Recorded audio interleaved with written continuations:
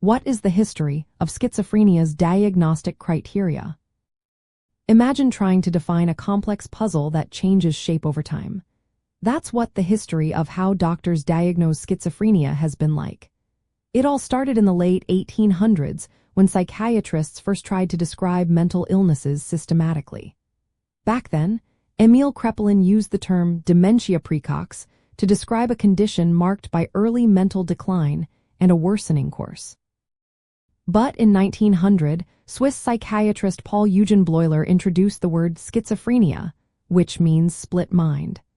He saw it as a group of disorders with a split between thoughts, feelings, and behaviors, rather than just decline. Bleuler's ideas broadened how doctors understood the illness, moving away from just deterioration. Then, in 1959, psychiatrist Kurt Schneider identified what he called first-rank symptoms, like specific hallucinations and delusions that helped distinguish schizophrenia from other mental health issues. These symptoms became a key part of later diagnostic manuals. As medicine advanced, so did the way diagnoses were made. The first major manuals, the International Classification of Diseases and the Diagnostic and Statistical Manual of Mental Disorders, started including Schneider's symptoms. But early editions of these manuals weren't perfect. They had differences, which meant diagnoses could vary depending on where you were.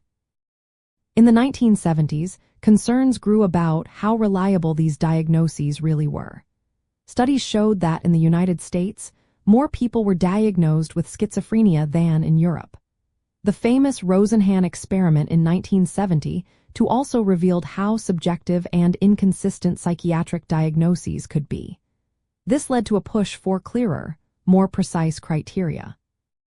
In 1980, the Diagnostic and Statistical Manual of Mental Disorders, 3rd edition, was published.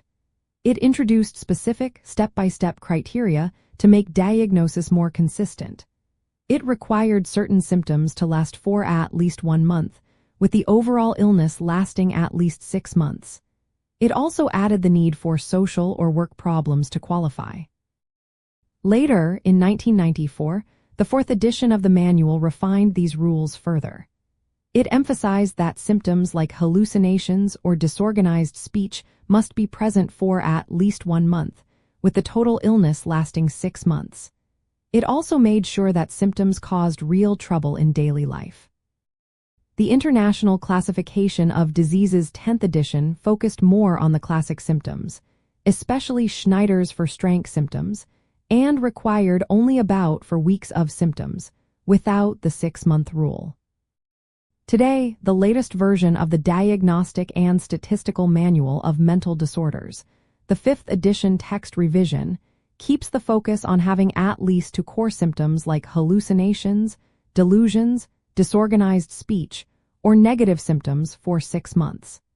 It also stresses how much these symptoms interfere with daily life. Throughout its history, the way doctors diagnose schizophrenia has shifted from vague descriptions to clear, evidence-based guidelines. These changes reflected ongoing research and experience, aiming to make diagnosis more reliable and useful for treatment.